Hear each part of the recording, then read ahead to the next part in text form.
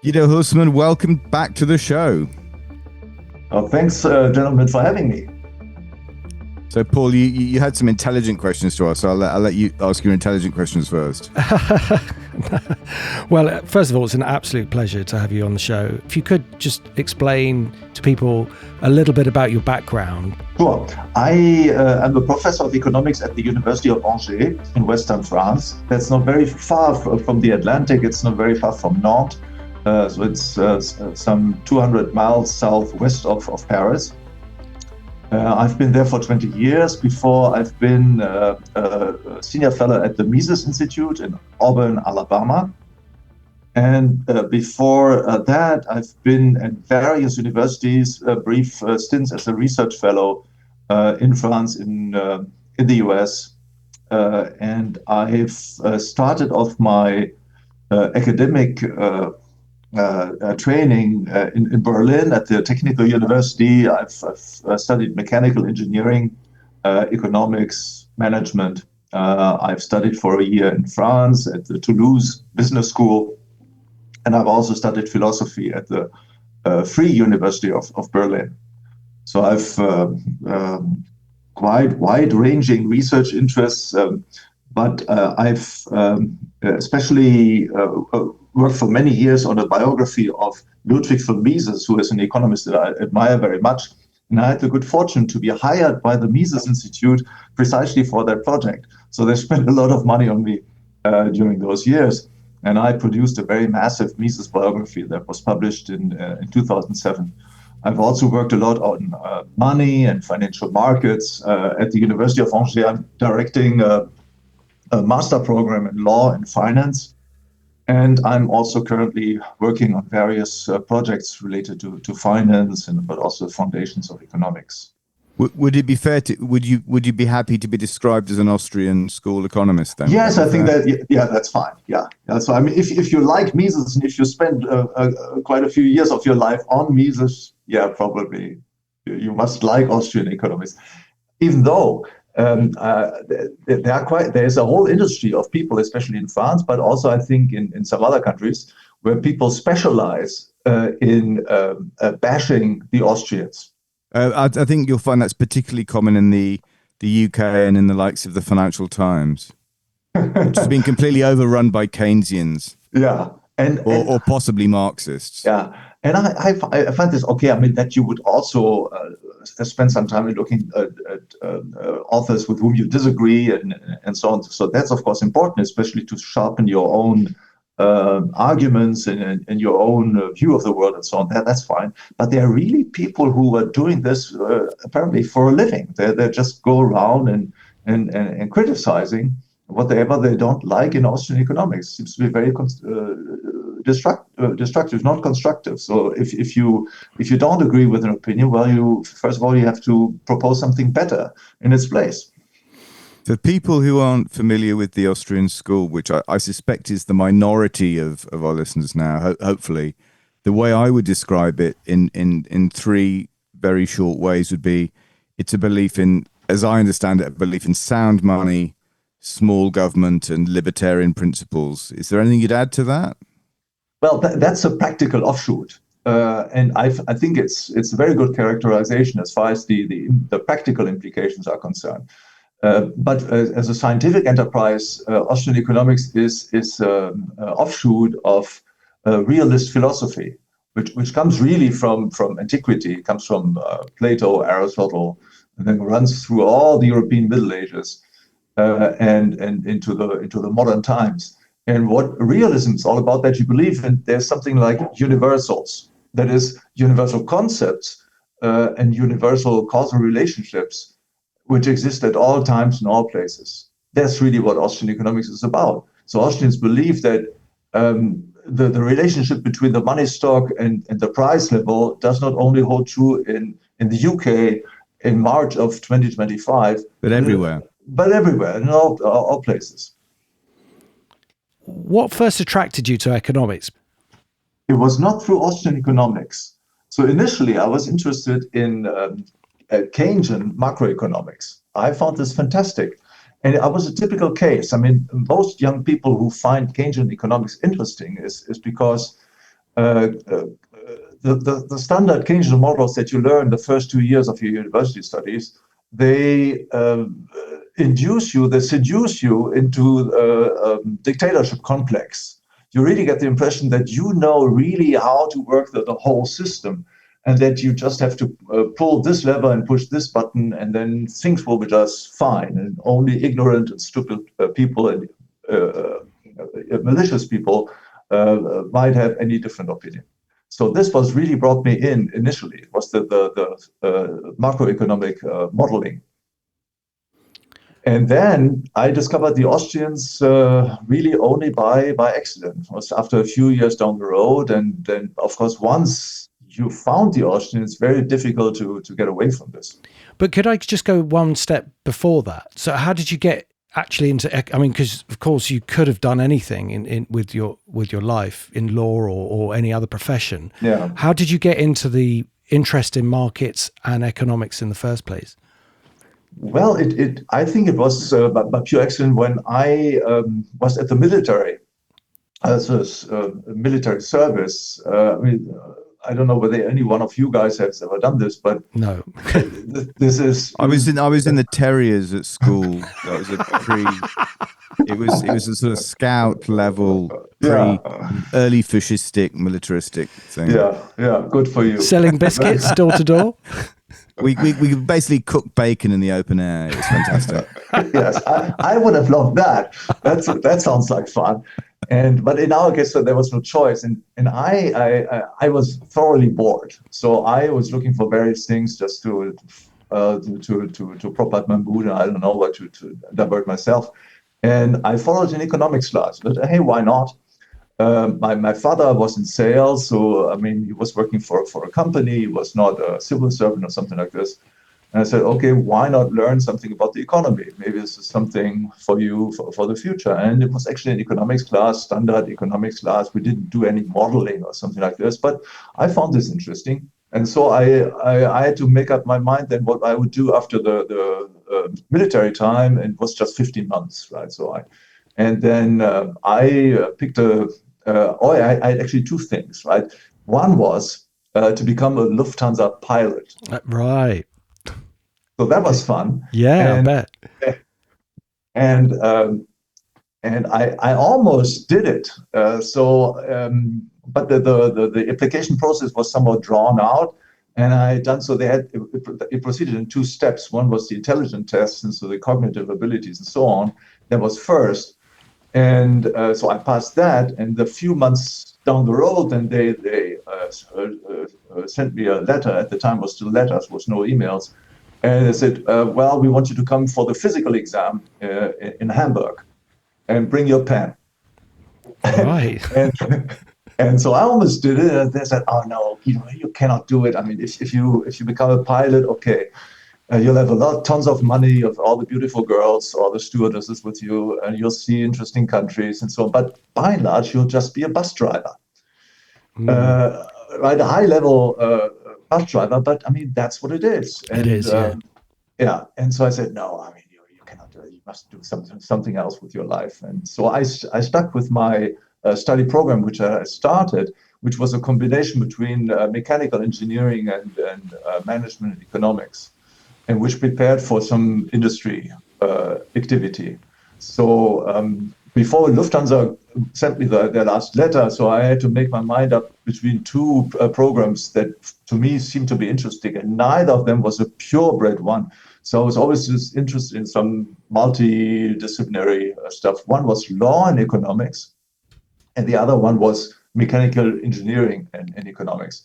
And then I didn't do law and economics because law seemed to be thoroughly boring. So I didn't want to learn paragraphs and deal with all these law books and so on. It seemed to be uninteresting. So I was more into the technical stuff. That's why I started. And then today, ironically, I'm running as a director a program called Law and Finance. Right. So I've come a long way. In terms of, let's say, the popular understanding or lack of understanding of economics, would it be fair to say, is it a simplification to say that basically in the interwar and post-war years, there was basically a big intellectual fight between the Austrian school and the Keynesian school, and unfortunately for humanity, the Keynesians won that fight. Is that fair? Yes, I mean it's a way of putting it. Although I would say that what was crucial was not really the weight of the intellectual arguments, but the ammunition that was delivered not by the people on the ground in the trenches, as you might say, so really the economists on the ground, but the people who are funding research. And well, I'd say presumably it was the fact that government was far keener to absorb the Keynesian message because it gave them so much more power. Yes, Tim. I mean that's part of it. But interestingly, what really got going right after World War I was funding of university research by private foundations, and especially the Rockefeller Foundation and the Ford Foundation. So these guys really came in and they brought the big money, really big money. And and that clearly had an agenda. They had an agenda. And so there's really a fascinating story. You can find this easily on the internet. So there's this American social scientist by the name of Flexner, Flexner. He was advising the Rockefeller Foundation. And Flexner was thoroughly convinced personally that the way forward was to turn the social sciences into some sort of applied physics or applied mathematics. So really mimic what they were doing in physics, model building, and so on, data crunching. And that's the way forward for progress in economics, sociology, even psychology, and what have you. And so they put all this money into this. I mean, the Austrians benefited to some extent from it. Some of Mises' students were funded in the 1930s, Mises himself also to some extent. But the big bucks really went into this mathematization of economics program. It wasn't really an issue of political orientation, right? Of course, we associate Keynesianism with strong interventionism. But what they were really about is, so Rockefeller and the Ford Foundation at the time, they were trying to mathematize the social sciences. And a consequence of this was to get away from all these universals, right, that previously had held foreground in economics. From Adam Smith to the Austrians, economists are usually interested in causal relationships that they could understand by purely logical means and which held true at all times in all places, but they were never really convinced that you could find any quantitative relationship that held true. Let's say like the gravitation constant, right? Something like this that you have in physics. No economist thought that you would have something like this in economics, right? But with the new orientation that was pushed by the foundations, research was geared toward finding such quantitative relationships and quantitative constants. And as a consequence, well, you never find them, but you always try something out, and you fall into some sort of practical nihilism, right? You can never know anything with certainty, except that you never know anything with certainty. And as a consequence, you also try all kinds of nonsense in politics. So that was really the connection, right? So there was outright Keynesianism, outright interventionism, but I think the indirect route, which comes from empiricism, right, exaggerated empiricism, was even more fateful. I'm so glad that you mentioned this because some of Paul's guests over the recent months we've had on the podcast have been Georgist. You're familiar with the Georgist movement? You beat me to the punch there, Tim. Yeah, because I thought, well, I'll let you take up the No. Go ahead. No, it's great. And basically, as someone who was unfamiliar with this until comparatively recently, not least through the people we've had on the show through Paul, is the idea that up until comparatively recently, economists would discuss things like land, labor, and capital. And then in the 19th century, presumably in direct response to the popularity of the Georgist movement, which advocated a land tax, land got basically stripped away from the whole debate. So because of landed interests in the UK Parliament, land got removed from the whole debate about how to tax people. An incredible story. Yeah, interesting. And this was, as you mentioned, coming at it from a different angle. This, what you were saying as the idea was that they would look at physics and economics in a very similar way. Instead of just saying, oh, well, this is an interesting idea, this concept was actually purposely done. There's a book called The Corruption of Economics by Fred Harrison that posits that this was actually done on purpose by said people like Rockefeller, who owned an enormous amount of land and therefore gave that land to the universities and therefore dictated what they could learn at those universities. And it's almost like, well, it sounds like a conspiracy theory until you look into it and realize, you can see why they might want to do that and why there are so many people that are scratching their heads about how economics doesn't quite work with the real world. And we seem to go from boom to bust, and policy decisions never seem to really be thought out for the long term. And you end up with this inequality in the system that creates a divide, but it helps the people who are the richest 1% at the majority of the time. And does the author that you mentioned, does he demonstrate the intentions? Because that seems to be always difficult to do, right? If you have, you can see that they the kind of reforms and the kind of initiatives they took, that they were playing out in their interest. But were they conscious of what they were doing, and was this really the intention to draw attention away from the land question? Well, yes, exactly that. Because the theory being that if you take the land that everybody owns, or the shared land, and you allow that to be taxed for the benefit of everybody, then the majority becomes wealthy. And so if you do that, you have a very wealthy system, a bit like in Norway, where they use the oil fund, and that benefits the people. It's not just an oligarch who owns the oil rights and therefore becomes so super wealthy, and then the majority of people become poor. So also, to this point, there's a guy who's kind of hit the scene, and there is differing opinions about him, but his name's Gary Stevenson, and he's come from a very poor background, went through the London School of Economics, managed to get a job at Citibank, became a very successful trader, and is now talking about how his goal is to get rid of inequality in the system. And what he's saying, in a different way, although he hasn't mentioned land, in a different way, he's saying the rich are becoming richer, and they are buying the assets of the middle class. And this is extending the poverty of it's pushing the middle class into more and more poverty. It explains why house prices are so expensive and why more and more people have to rent. And by the rich, he means people who've, over 5 or 10 million pounds plus, maybe more, because the more income you have, the more income it generates, the more assets you can buy, the more income that generates, the more assets you can buy. And it just goes this way. And he's not drawn that conclusion that it's the land. If you were to share the land, this wouldn't happen. But they had, and just as a final point, the Henry George, most people don't know who he is. Nobody talks about him. He's been airbrushed out of history, and he was bigger than presidents. So he was the most popular economist in the world.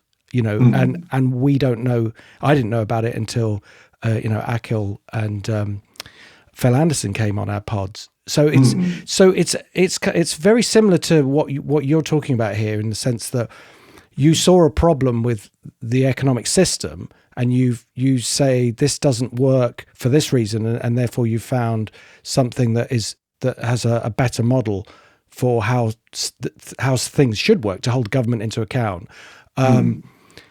But they're looking at it from a slightly different perspective, and maybe one might say it is a conspiracy theory that is actually facts. You can look into it and do your own research, as they say. That's correct. No, I also found that Henry George was a very clear writer, so it's interesting to read. Is convincing. I'm not an advocate of the Georgian land tax. But I mean, I mean, one thing is for sure that this would I mean, in many respects, right? I mean, his idea was just let's only tax land. Yes. And let's get rid of all the rest. Yeah. And that, of course, would be an enormous simplification and therefore improvement. Because we have a completely absurd system, which essentially, I mean, okay, you need to funnel some money to the government, maybe, okay, fine. But then let's make it simple.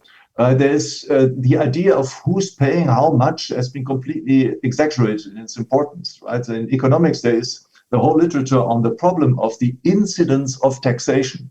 One great book on this is Murray Rothbard's book, 1970 book, Power and Market, and in which Rothbard explains, well, I mean, that those who seemingly seem to be paying the tax are not necessarily the people who are effectively paying the tax. For example, if you have a value-added tax, it seems to be a tax on the producer, so he's paying the additional amount of money, or sometimes it's presented as well as the customer, the consumer, who is paying the value-added tax.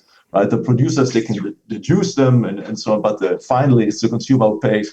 Well, it turns out it's not just the consumer who pays, everybody is paying, right? Also the capitalists on the road, and also the people who are contributing with their labor to the production process. Everybody is hit by that tax. That's interesting. And right, and a colleague of mine in France, a great economist, Pascal Salam, who was an economist at the University of Paris, now has been retired for many years, but he has this great book with the title Tax Tyranny.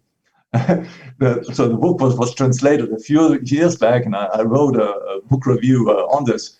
And his central thesis is, why is it taxation tyrannical? Well, because you cannot really know who's paying how much. And that holds especially true of corporate taxation, taxation of capital in general. So the offshoot of all of this is it makes no sense to discuss, well, who is paying how much and so on, because you actually don't know. It depends on the circumstances. Who will be the eventual net payer and so on depends on the circumstances, depends on demand supply for various products, and this changes in a market economy constantly. You cannot anticipate this in advance. So therefore, forget about trying to be sophisticated and hyper just when it comes to this question. Just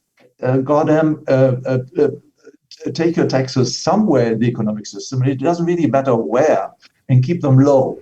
Right? So, and that's really very much the spirit of George, right? It doesn't matter whether you tax labor, you tax capital, and so on, just make it simple.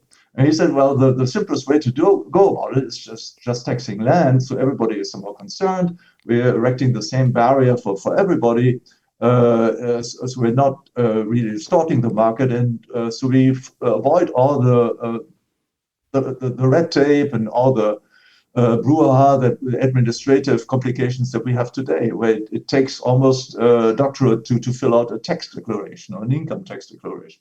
I didn't see it as a simplification. I saw it as nobody has a choice about whether they consume land, because we need it to live. Yes. And therefore, it's not something you can choose to buy like an iPhone or computer or car or anything else.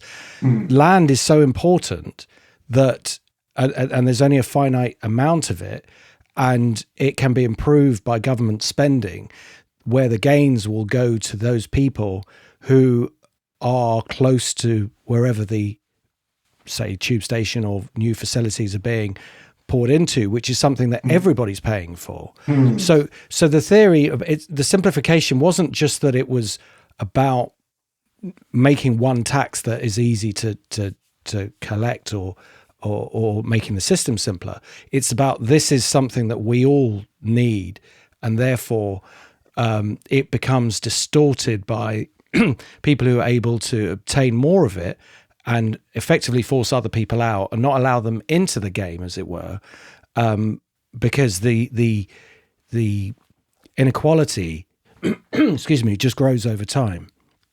Yeah, that's the Georgian argument. Yes, exactly. But I was saying, so the reason why I like the argument is because of the simplification aspect. Oh, right. I see. To coin a phrase that was a slogan that was popular during the last few years, why pay tax if they can just print money? Yes. And I think we're maybe seeing the limitation of that logic in real time as we speak. Yeah. And still, we haven't seen much, right? And we don't really wish that people see it very clearly before their eyes. But I mean, it's clearly this is not a good idea. So can I ask you a difficult question that's a simple question? What is, to you, what is money? And can Bitcoin be money? Money is a general medium of exchange. So I'm quite orthodox in that respect. Bitcoin could be a general medium of exchange. It presently is not, but potentially it could be. I don't think it's very probable, but I mean, from a technical point of view, there's no fundamental reason why it shouldn't be. That's such an interesting answer, because we've heard people like Taleb saying you can't have Bitcoin as money because it's too volatile, but that's not. I've always argued against that. Well, check out the purchasing power of all fiat currencies for the last 100 years. Well, exactly. Look how volatile the Japanese yen's been recently, or or South American currencies, or what have you. But you just say simply one statement: it's just a medium of exchange. So anything could then become money, and has been in history. Yes, lots of different things have been money, but of course, I mean, in the past 2,000 years or so, mainly we've been zooming in on the precious metals all over the world, right? It's just because by their physical characteristics, they're just very, very interesting media of exchange. It's difficult to compete with this. Now, Bitcoin is an interesting, very ingenious technical device, an artificial good, has been created a bit out of nothing. That somehow mimics the reasons why precious metals have been so widespread as media of exchange. And the interesting thing is, it's really very, very fascinating, because in Bitcoin you do have non-monetary users, right, which make Bitcoin interesting. For example, one thing is often neglected is that what Bitcoin really is a system, right? It's a payment system. People usually think of the units, the individual Bitcoin units and so on, but that's not really the value proposition of the whole thing. It's that you have a peer-to-peer final settlement system without any intermediaries. And what you really purchase when you purchase a Bitcoin, you purchase the possibility to participate in the payment system. And the other a service that you get is this time stamping service, which is also ingenious and has been new, right? So you get these non-monetary services that create an incentive to participate in the system, which is why Bitcoin currently is used as a financial asset. Now I understand that people feel very uncomfortable using Bitcoin as for their savings, right, as a way to invest their savings. Now, I personally do not own any Bitcoins either, so I'm too conservative for that. But I do understand that in the present landscape, where we have very high levels of indebtedness, that something like Bitcoin, which is not inflationary. Exactly, which is not inflationary and which doesn't carry any counterparty risk. That seems to be for me the most important aspect. Is interesting for investors. So I fully understand this. And once you are there, so there is a non-monetary starting point. Yes, it could develop into a medium of exchange. There's nothing that fundamentally is opposed to this. Given the way that precious metals and base metals have been rising of late, far-sighted people, Tim's fund, have been saying this for a long time. But as part of the Austrian school economics theory, is the world now playing out according to your beliefs in economics? And have you seen a renewed, or not a renewed interest, but a greater interest in Austrian school economics because of this? Because it's almost like the theory is playing out in real time and is starting to baffle traditional economists as to why the markets might be moving this way. Well, I would say the one thing that has got most traction to Austrian economics in the past 2 years was the election of Javier Milei to the presidency of Argentina. So forget everything else around this, forget the movement of gold prices and so on, forget economic crisis, Silicon Valley, and I don't know, but none of this has really had quite the same traction. And then, of course, you have somebody who is really cracking down on overblown government like Trump, right? So he's unpacked the American chainsaw, and is now applying the metaphor, the Argentinian metaphor, to the case of the U.S. So, of course, this is in tune with what Austrians think, right, on the practical level, that you really don't need this, right? There's not much value, or if there's any, coming out of this. So, you should keep government small as possible. And there's nothing wrong with cutting it. It's, of course, there are negative consequences in the short run, especially for the people who are concerned, right? I mean, this destroys life. Let's be honest about this, right? This is terrible for the people who are concerned. But from an aggregate point of view, it's, of course, what Austrians believe is very healthy and very desirable. Well, the other side of the equation is that there are many people who can't afford to pay taxes because, or are being taxed because of the inefficiency of government, and they're not able to flourish in an economy as well. So, yeah, I can see what you're saying, but you're cutting back in waste, no matter what your economic theory, and running it more like a business that has to stand on its own 2 feet seems like a far more sensible way. When you're spending other people's money, you're not going to be quite as, or you should. I think some people should be more careful with other people's money, but that's not how. That's not human nature. Well, it's not how certain people who've gone through the education system think. I guess there's a certain arrogance within politics that is kind of separated from running a business or being involved at the sharp end of the markets and having to trade and make decisions. And when they are kind of running government policy, they don't really think that they don't imagine that they're in a privileged position. They just think that they know what they're doing that's best for they think it's best for everybody, but it's just an arrogance of not understanding that really what they're doing is just wasting money. I mean, it's just incredible what's been uncovered so far, and what's to come. But it leads on. And why would you expect the ordinary person who has never studied economics to know this if even the economists don't know it today? That's the problem that we have today. Right? All the professional economists, who are university professors and so on, they no longer learn economics. I mean, what they learn is some Keynesian models and so on, some microeconomic models in the first 2 years, and then they proceed very quickly to research, and research means modeling. It's just doing the same thing that any ignoramus, anybody who doesn't know the first thing about economics would do, try to model sequences of cause and effect, and then try to check them with data and so on. This doesn't work.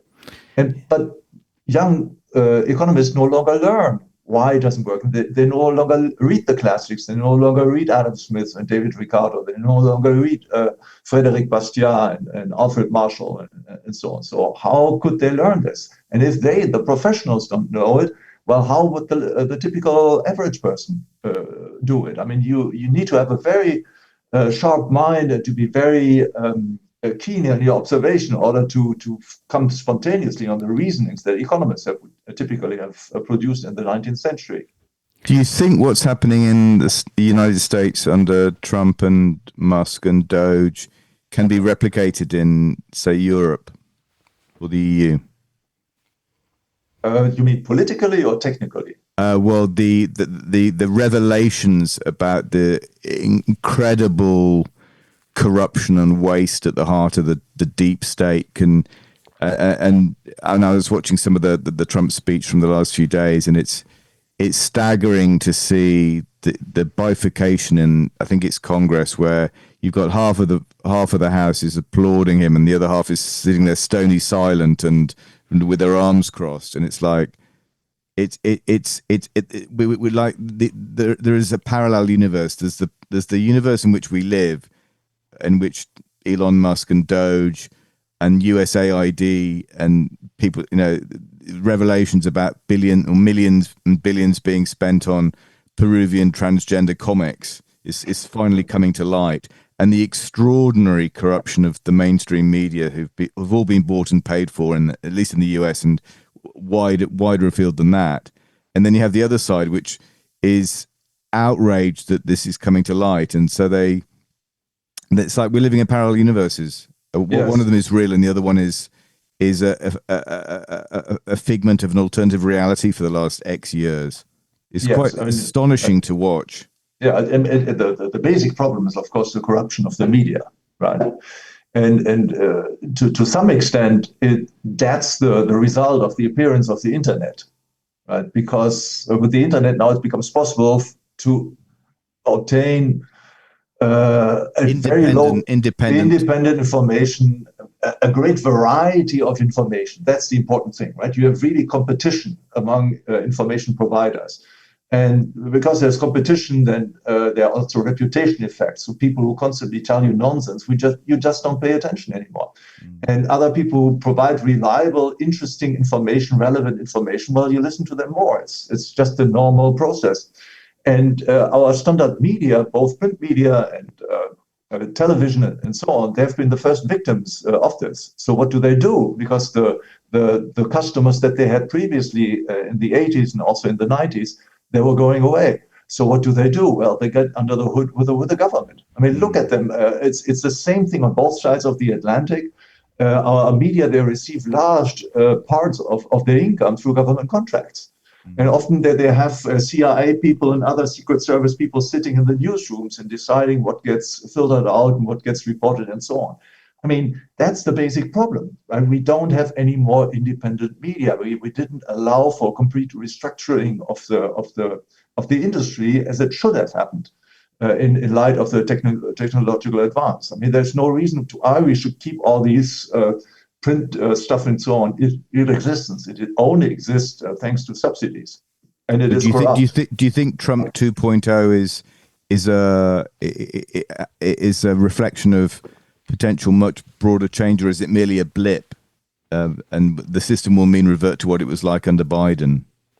Difficult to say. Too early to say, you'd say. It's too early to say, especially. I mean, let's be honest about this. Also, I mean, Trump, he's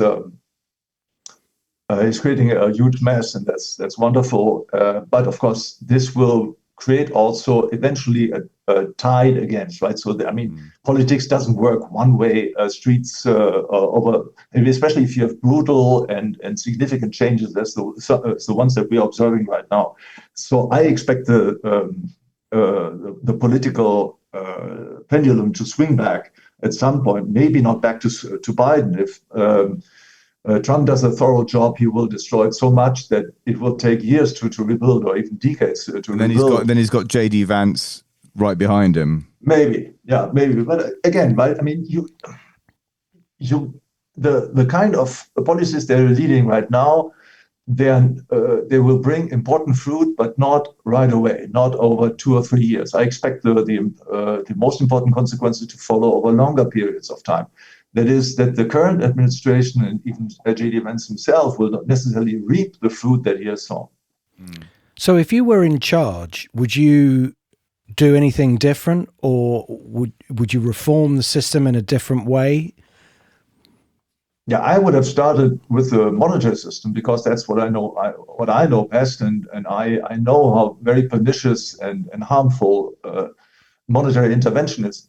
So central banking, fiat money, these are really very, very bad institutions, very harmful institutions. And the rot that they create, it infiltrates not only financial markets and banking, but the broader culture. But the broader culture.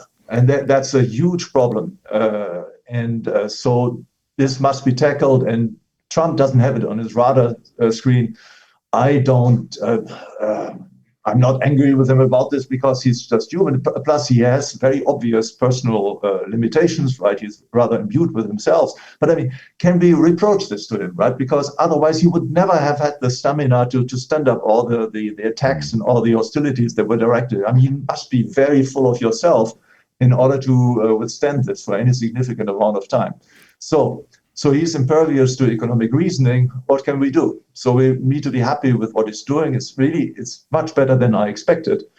I'm very impressed with the methodical way that they're going about this, and with the amount of preparation that has been done this time. This is really wonderful. But I think in the long run, reform of the monetary system would carry even greater benefits. And if you keep the central banks in place, then of course they represent a threat to all the reforms of cutting down government that Trump is currently carrying out. And in the presence of central banks, you cannot achieve certain objectives that he has fixed himself. For example, I mean, one problem that you mentioned before is the redistribution of incomes and wealth from the bottom to the top, right? This will not go away with any. I mean, he can marginally change some of this. He can reduce taxes. He can reduce the nonsense of environmental policies that artificially increased costs of products consumed by the poorest households and so on. That's great. But the big problem that we have is that in an inflationary monetary system, labor systematically the value of labor is systematically discounted as compared to the value of shares in companies and as compared to real estate. That's just what it is. In an inflationary monetary system, people can no longer save in cash. And as a consequence, they need to protect their savings by a flight into real values. So they purchase real estate, they purchase any other durable goods, such shares in a company. So in an inflationary monetary system, the value of labor always comes at a discount, because labor is the one thing that you cannot store. You cannot stock it. You cannot accumulate it. Interesting. Right. Yeah, and that's the reason why labor suffers in inflationary monetary system more than any other asset, any other good. Well, precisely because it's not an asset. So if you, to put it another way, then, if you had unlimited power, because you're saying what he hasn't done and you've forgiven him for that, but what if you had unlimited power? What would you actually do? You know what Mises said when he was asked this question? Oh, I didn't know he was asked the question. Yes. What would you do if you were a dictator? And then he said, I would resign. Right. A great man. Right. So, I mean, who of us could resist this temptation? Yeah, absolutely. I suppose the theory is that you, no matter what you're doing, even with good intentions, the system will corrupt you, or there may be a way to corrupt you, which means you need to. It's like anyone who's going to be a good politician doesn't go into politics. I mean, I'm sure there is a few who went in with good intentions, but it seems to attract a certain type, and the good ones don't seem to last. But but in more so in a kind of technical question, because I'm wondering whether, to answer the question from before about learning, is the market going to school everybody else, and the Austrian school economics will be proven to be right? Is this what we're seeing here with the rise in real assets? The market is actually sending a message that this isn't going to go away. It's going to accelerate, and those of you who are not part of it or don't get it quick enough, you're going to be steamrolled out. Or is there something that can be done to fix the system that would make it so that it'd be fairer and the government could actually perform its duty in an efficient way, in a way that's best for everybody? Let me answer in two steps, right? First, coming back to the dictator question. So if I were a dictator, I actually would do something very similar to what Mises did. Namely, I would not pursue any policy, but I would open it up. I would say, okay, I would decide that the Federal Reserve loses its monopoly position. They henceforth have to compete with foreign monies and with precious metals and with bitcoins and so on. So they're no longer protected against competition. And then Americans can sort it out for themselves. Households, firms, and so on, they're free to use whatever money they think fit. So in other words, what I think is important is that we don't try to solve all problems centrally. I mean, Elon Musk is considered to be by some people some sort of a genius like Einstein or something like this, and I think he's not. He's a very smart guy. He's a good person, I believe. But what we need is to mobilize the energies and the creativity of millions and millions of people. Many more smart people out there, and by cooperating, they can create results that no single genius could ever bring about. Well, that's called the market.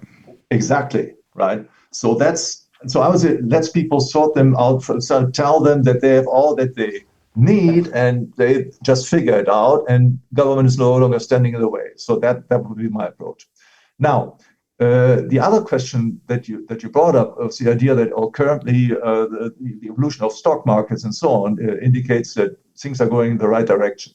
I'm a bit wary of this sort of argument. I think the movement of stock markets in general is more reflective of what central banks are doing, or what people expect central banks to be doing in the near future, than of the real condition of the economy.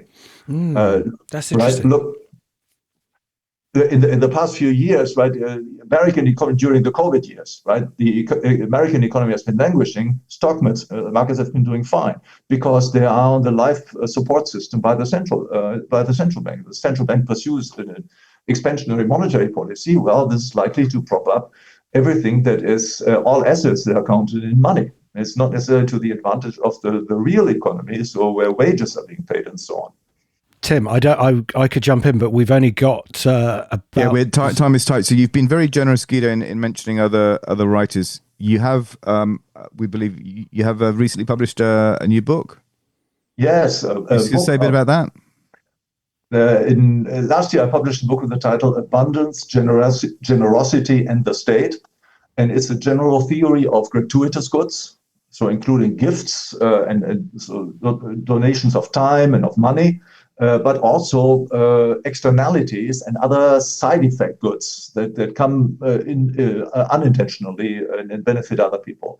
So it's really a whole roll up from the general theory of what gratuitous means, the theory of the gift, and then the relationship with the market economy, and especially, that was my main focus, the consequences of government interventionism on the economics of gratuitousness. And well, I'll let the readers discover this for themselves. What would you say that somebody who was going to pick this book up, what would they learn from this? And because Tony Deedon talked about this book, and he said that it was a profound work that perhaps people wouldn't understand maybe for generations, but it sounds like this is a book that's going to stand the test of time, and people will look back and say, you know, this was an amazing piece of work, but perhaps we didn't really understand it at the time. What do you think people will get from it when they read it? Well, Tony is very, very kind. He has been greatly supportive in bringing this book to the light and so on. So I'm very thankful for his kind words on this. Now, the background was that, I mean, to say in one word, nobody who was really in business will benefit from the book in conducting his business. That's not the point of the book, right? It's not a practical book in that sense. Right. But it's a book that helps you situate your own role in the economy and in the world as a market participant, as an entrepreneur, but also as a wage earner and so on, relative to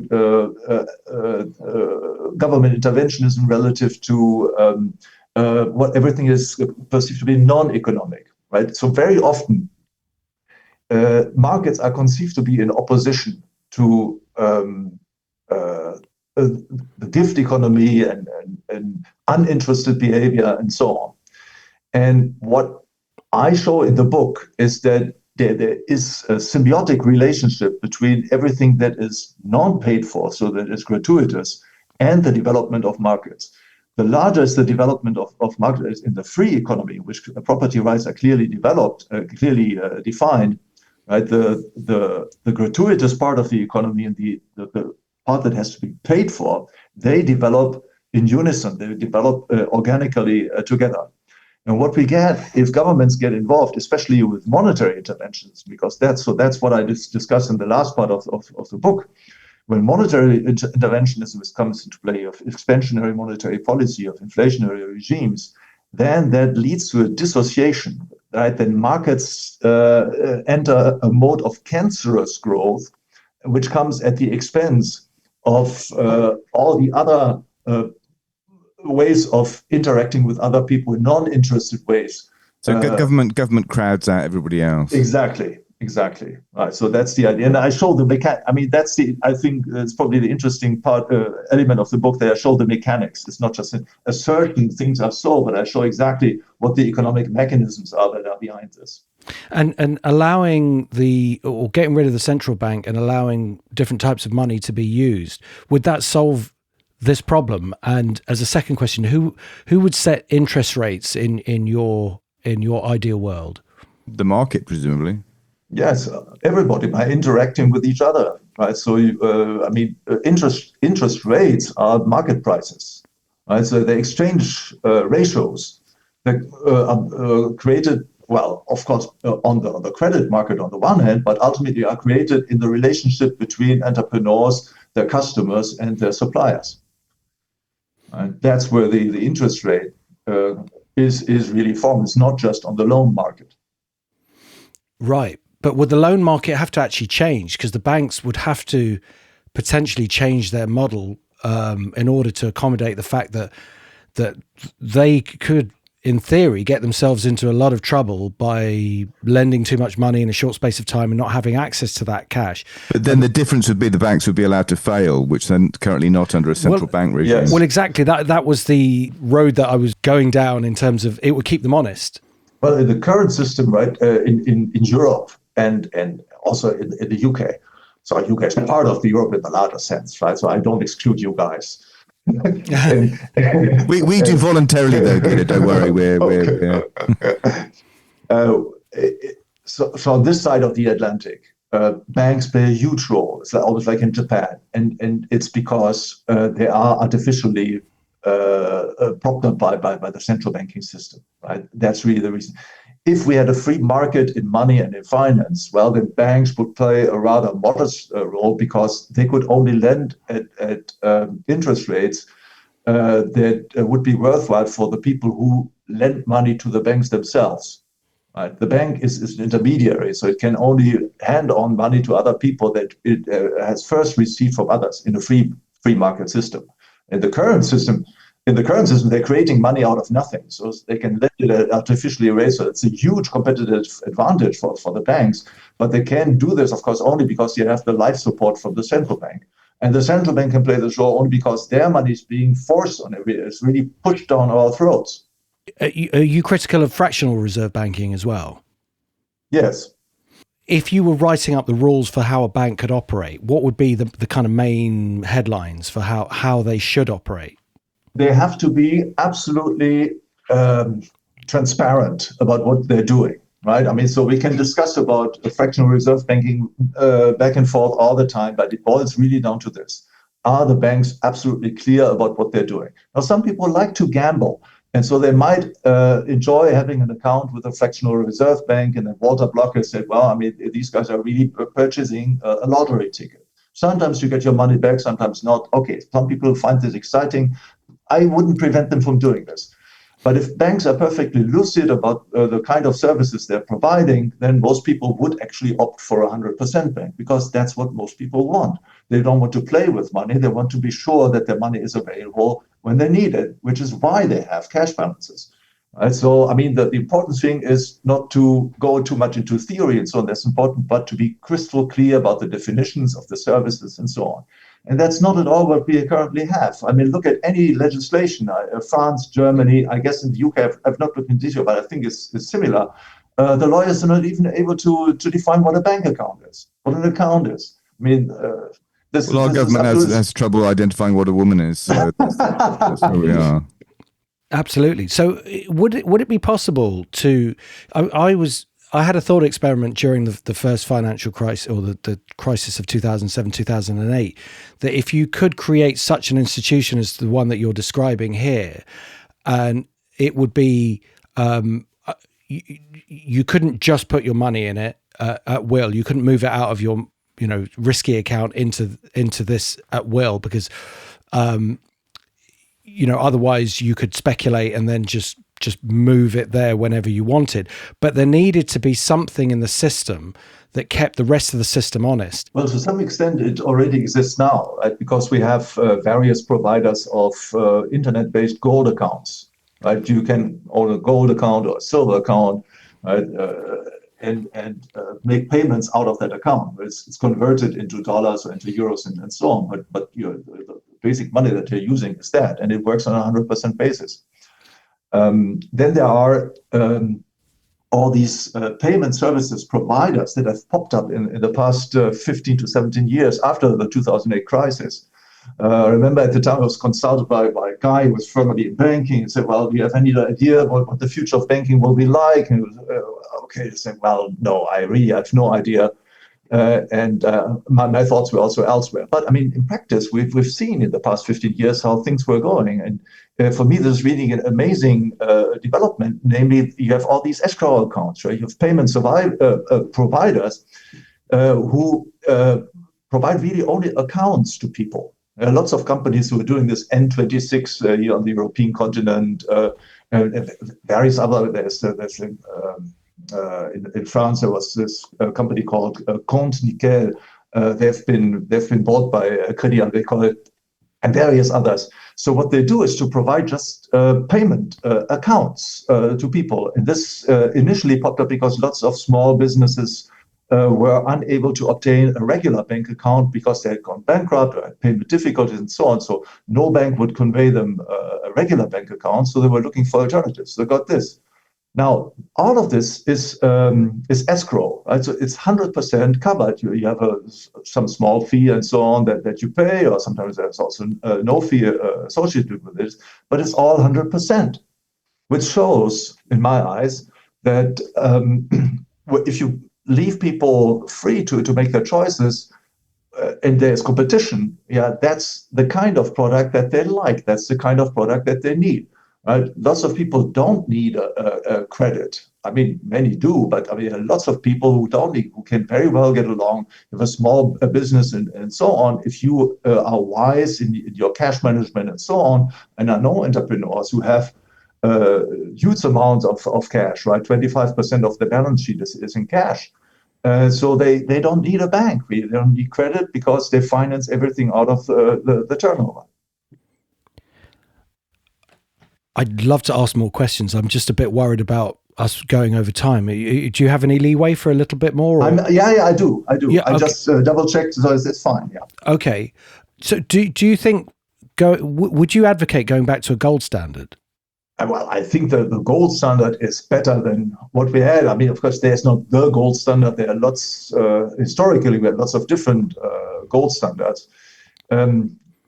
Now, the ones that we had historically were not really free market institutions, right? The classical gold standard is often held up as a shiny example of what a monetary system should be like.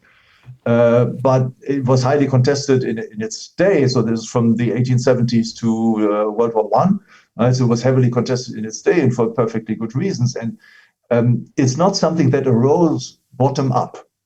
Gold is simply not a suitable medium of exchange for most ordinary, for most people in the world, for ordinary people, because you cannot use it to purchase a cup of coffee or to do your groceries and so on, unless you have a very big family. You spend a lot of money.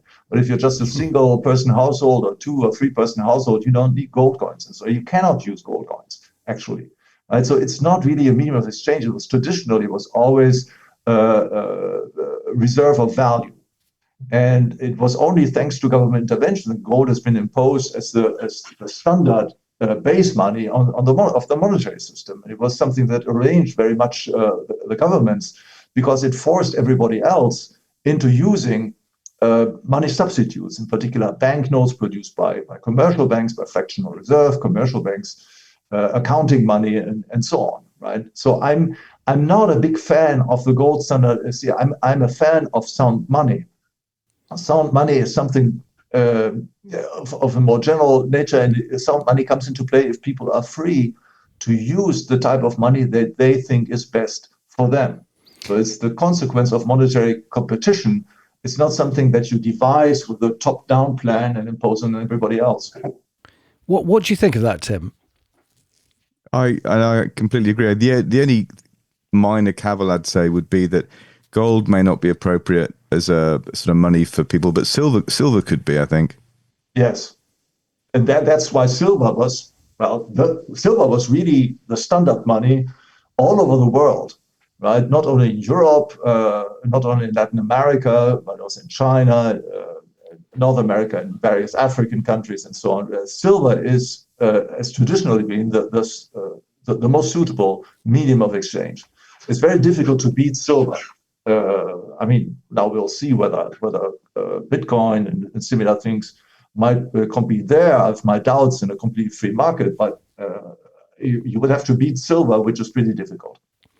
What do you think the next few years will look like in the financial markets? Are we heading to some form of reckoning, or do you think the governments will sort things out in time?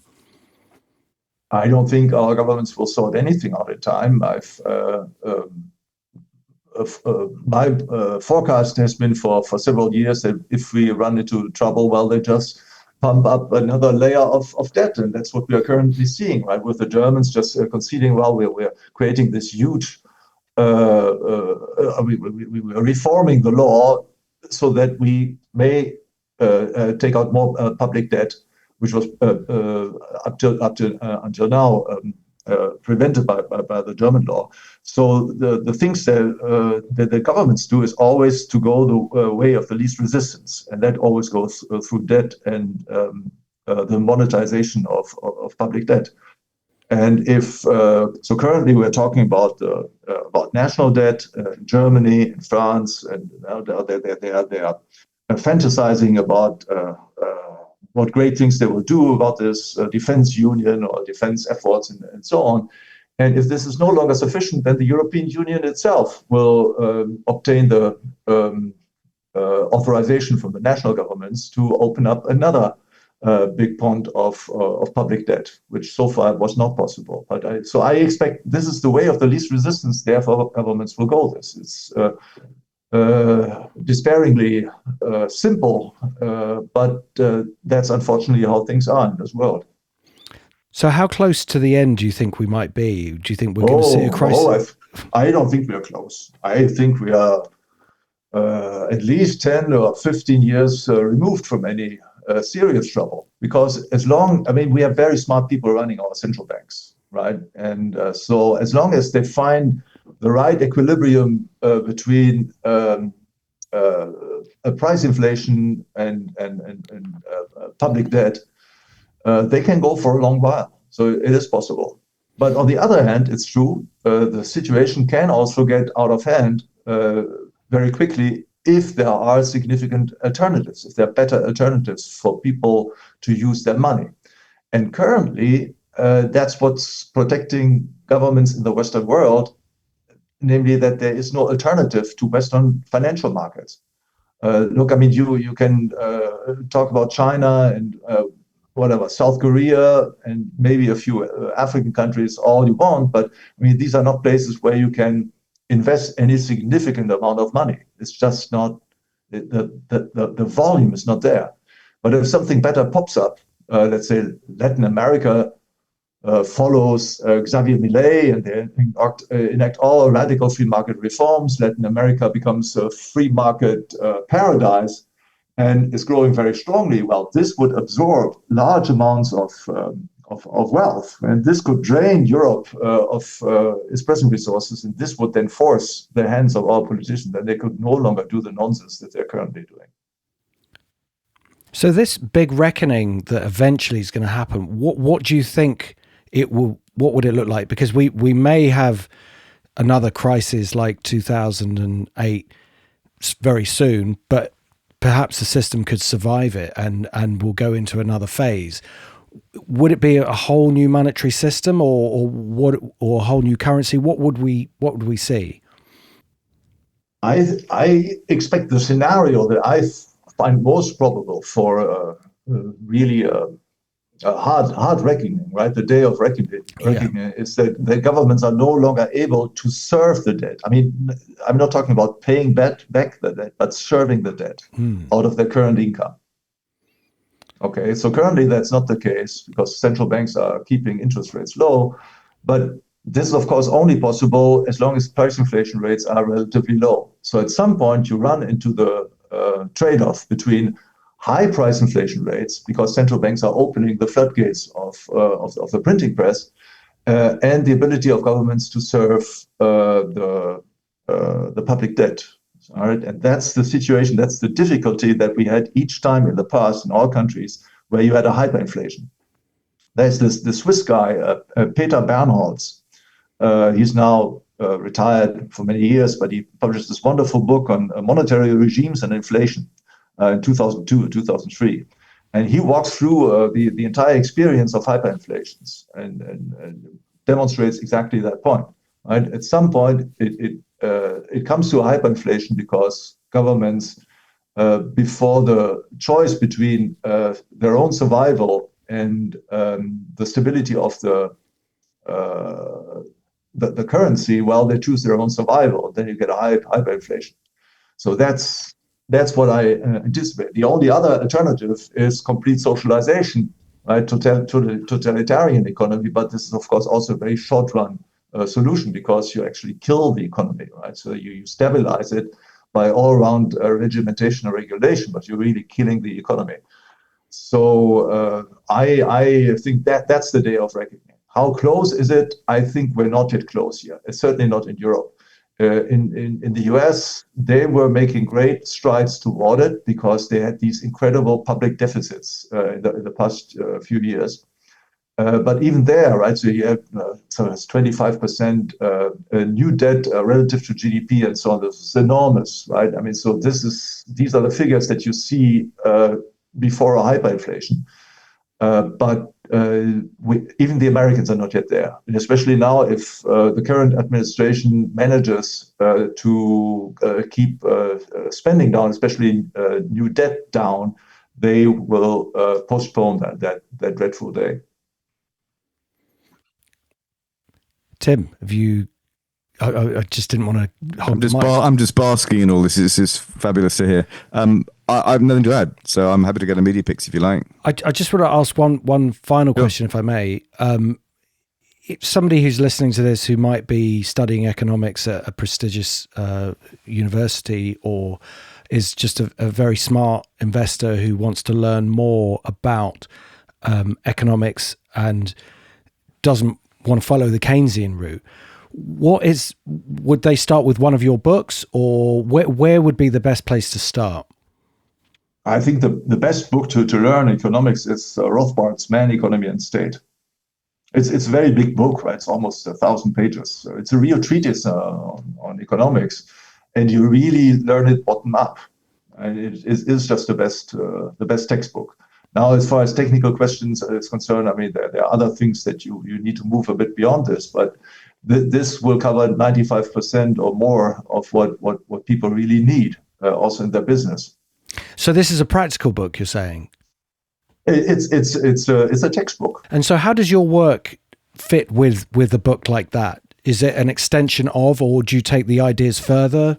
Well, in my book, so I'm looking. I mean, my book of last year, Abundance, Generosity, and the State. This looks at the economy from the point of view of non-interested behavior, right? Unselfish behavior, which is the opposite point of view as compared to the one from which we look at the economy usually. Usually we look at markets where we understand why people are interested in selling high and purchasing low and so on. And that's fine. This is also what Rothbard does in his book. And what I do in my book is to look at the same thing from the opposite point of view. Now, that's not necessarily what is practically the most helpful for people who are in the markets, right? It's important to gain perspective, but I wouldn't say this is, so the book that I published last year is the first book to which you should turn as a practical person. If you have intellectual interest, yes, this might be very, very interesting and very helpful, especially if you come, not from markets, but you come from, let's say, philosophy, sociology.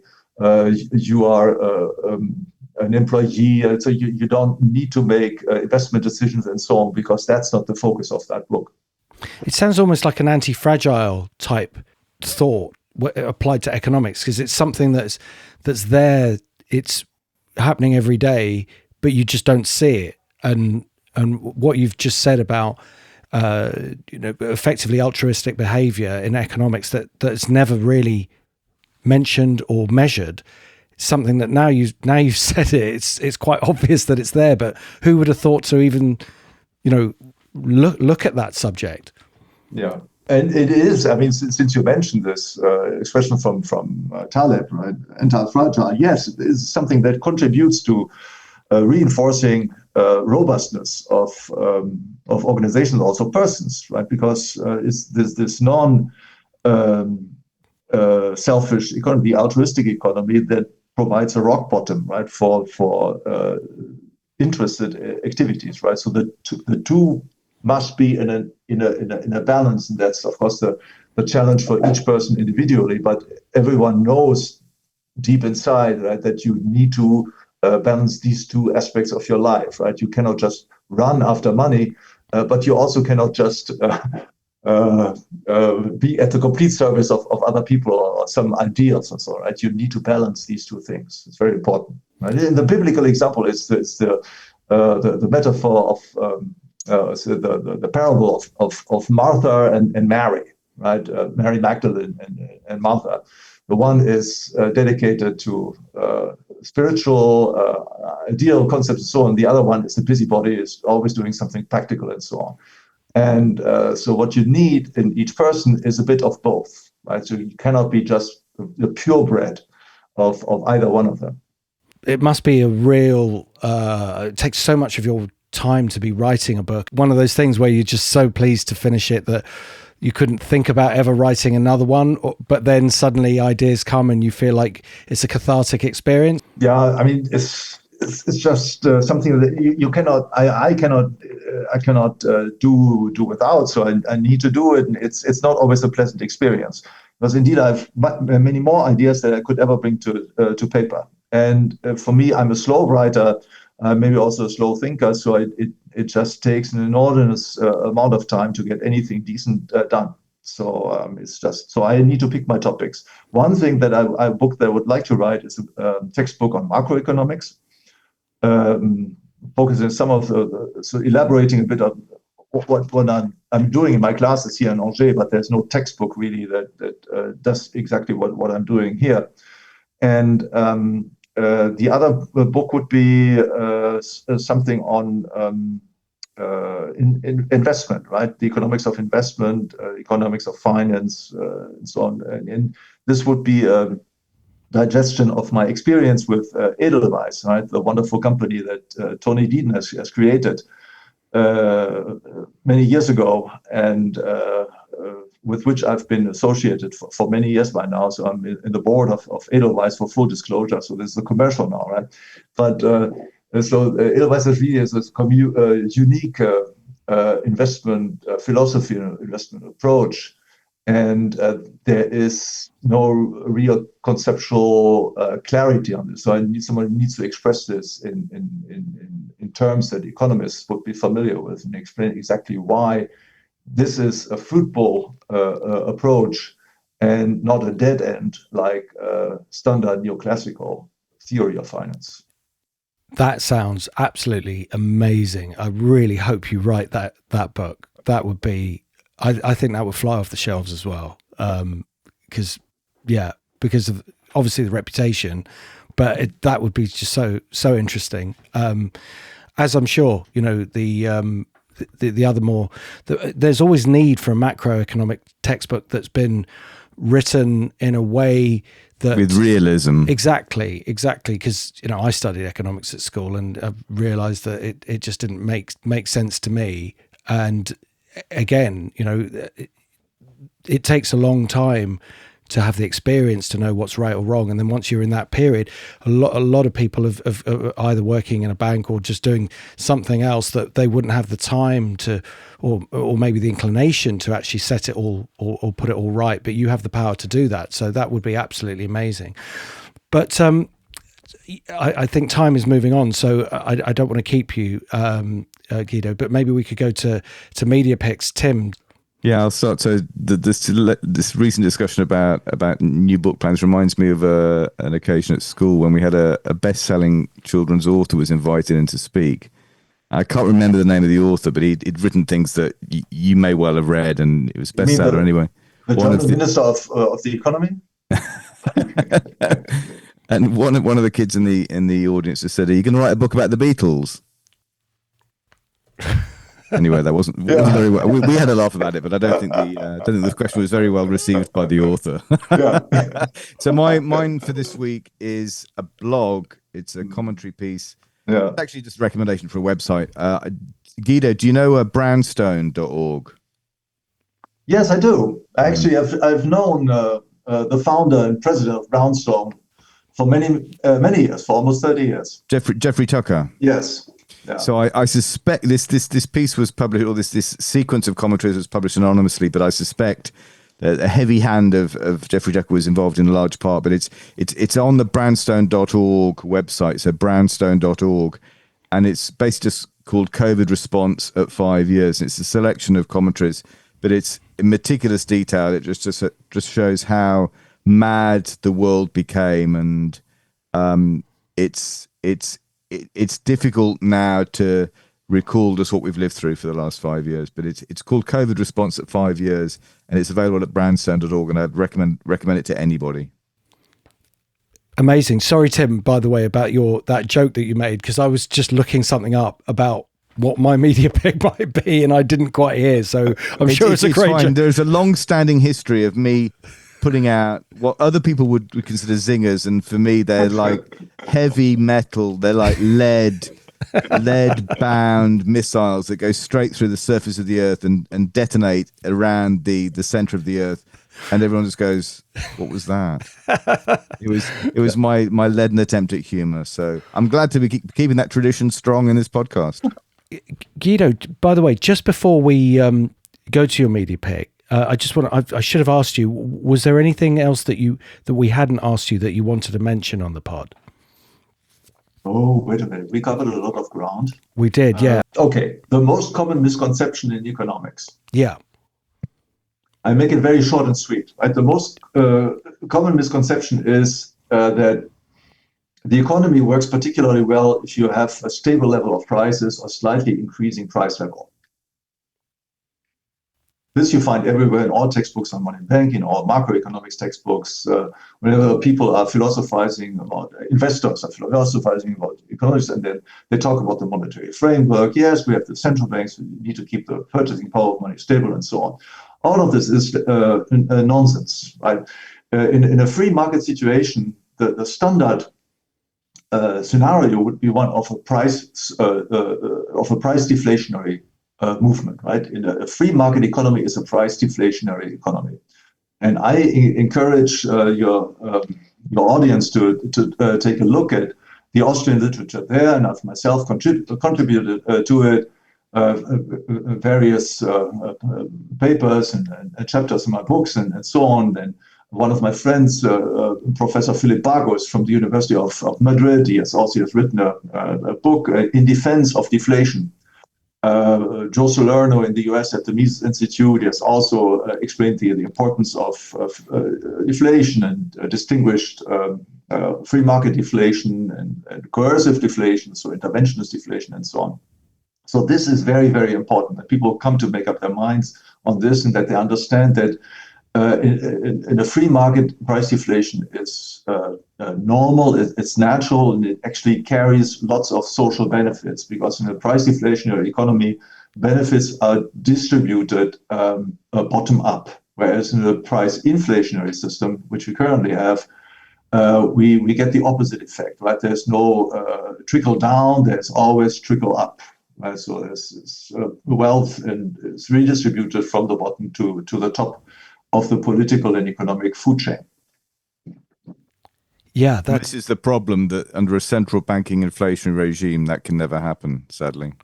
Exactly, and it's actually the central banks, if you read their own pronouncements on both sides of the Atlantic, and I guess in other parts of the world as well, they represented as one of their core missions to prevent that price deflation ever happen. Right. And this is absolutely disastrous, right? And it flies into the face of all sound economic theory, and in this flies also in the face of historical experience. Because in the 19th century, we had, under the gold standard, but even before the gold standard, we had price deflationary experiences, protracted price deflationary experiences in various countries. And these were most notably the periods of our economic development, of our economic history, where we had the highest growth rates. Then do you think that it is a conspiracy that things aren't done correctly because of the wealth? Do you think it's just the way the system has developed, just because the most powerful people have money and those influence government? Or is it ignorance? Paul, as usual, it's a mixture between all of these things, right? Of course, there are people who are self-interested behind this, and they've been funding this and funding research and going in this direction and so on. Then there's ignorance, and then there's also honest error. Economists are not perfect, so of course you always screw up somewhere. And there are very smart and sometimes also brilliant economists working for central banks and similar institutions who honestly believe, for the wrong reasons, that the stabilization of the price level is beneficial for the economy as a whole, and that's exactly how it should be. So it's a mixture. Yeah, amazing. That's brilliant. So you sort of gave us a media pick earlier, which was the economics textbook. But yes, if you wanted to give another one or more, that's absolutely fine. Okay. I have 1, 2, 3, 4 media picks for you. Amazing. In fact, it's hyperinflation in real time. So I only have 3, but since you started with this COVID thing, I was thinking of a book that I read recently by my good friend Thomas Woods, who has published a compilation of his daily thoughts and comments of the COVID mania. And the title of the book is Diary of a Psychosis.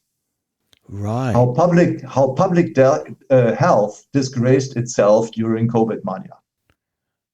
Wow. And it has a foreword by Jay Bhattacharya, who is now involved with the current American administration, I understand.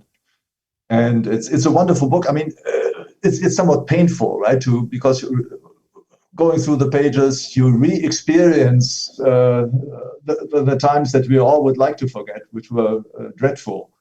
But he lays it out, and I think it's a book that everybody should have in his library, just for the record, right? So that you can go back and say, okay, how was it really during those? Because he quotes his sources, lays out the data, so you have it there, black on white.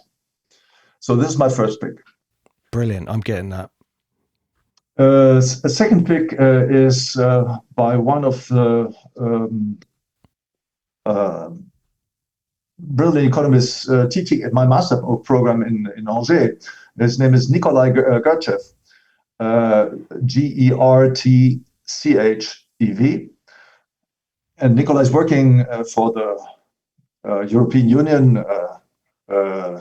That's not for the Commission, right? So that's not really to his credit, but I mean, he's really a very smart, very brilliant guy.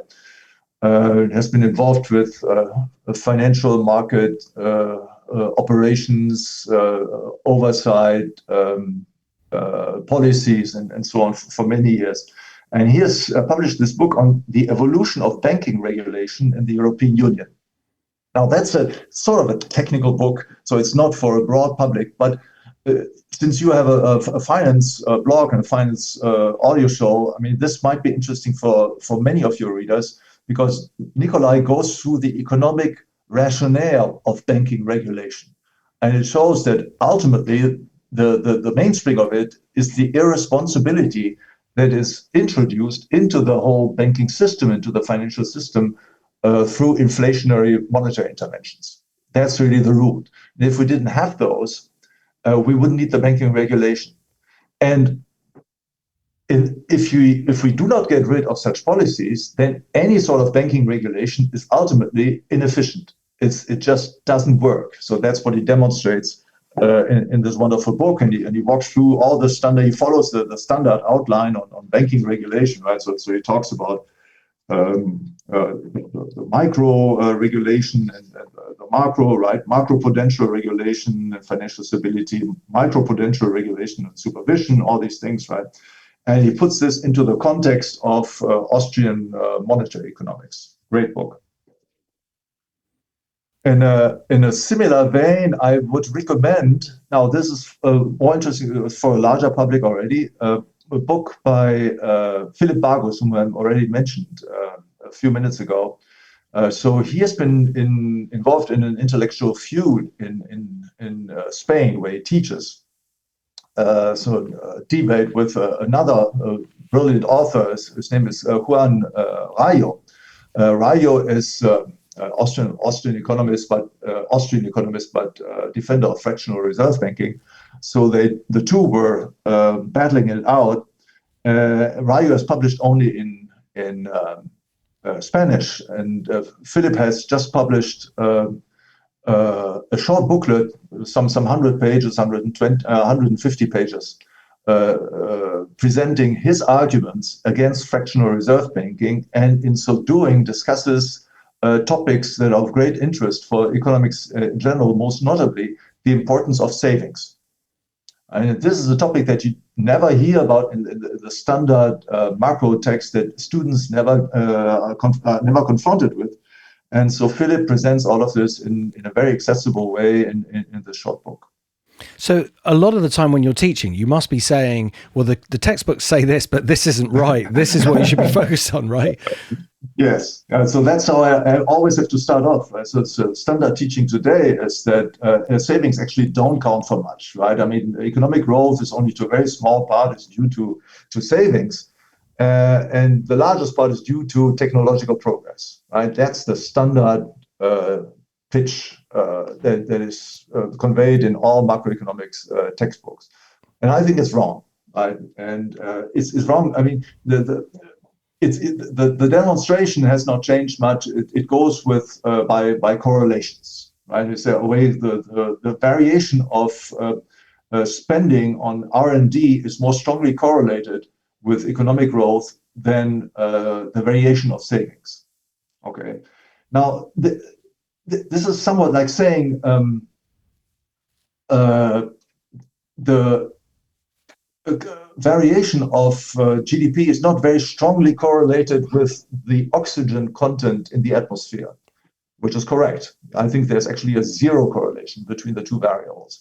But nobody would think, because of this, that there's no causal connection between the oxygen content of the atmosphere and economic growth. Right? It's just stupid to say this.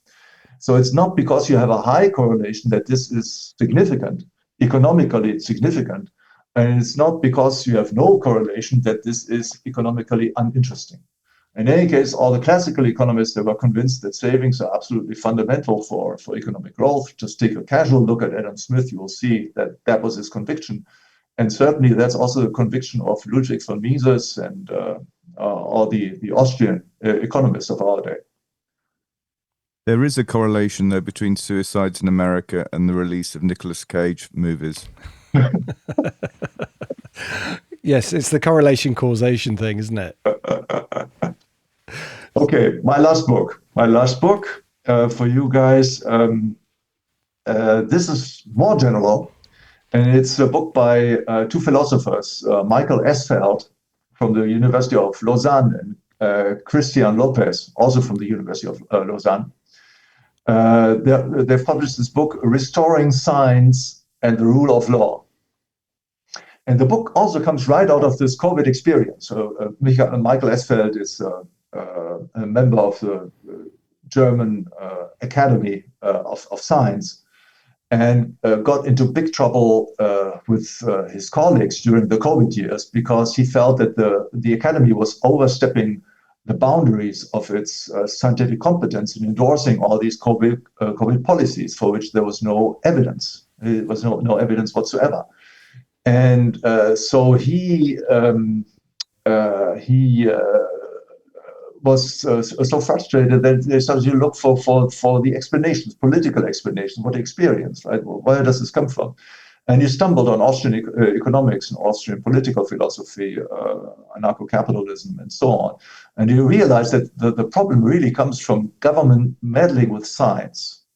And in his book, he presents that while science can only thrive as a cultural common, it can only thrive if there's completely free access to the field. There are no public subsidies, no prohibitions, and also no subsidies to any of the players. So science must be completely free, must be privately funded, and that's the best guarantee to have truth emerge in the competition, in the honest competition, uninterested competition of the participants.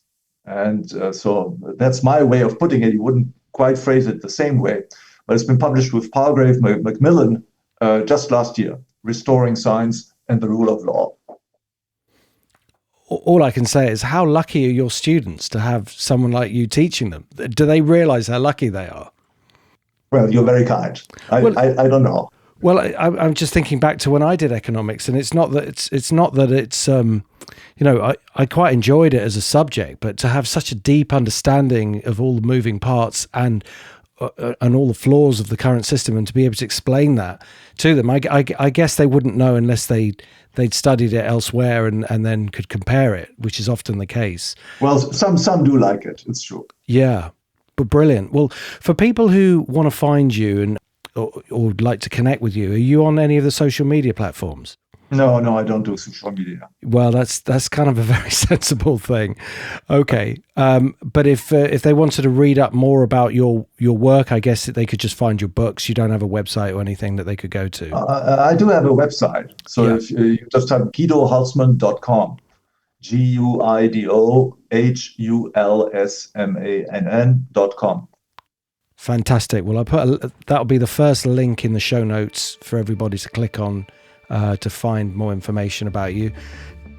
I hope you do write those books in the future, and I also really hope that you come back on the podcast. It's been a real honor. With pleasure.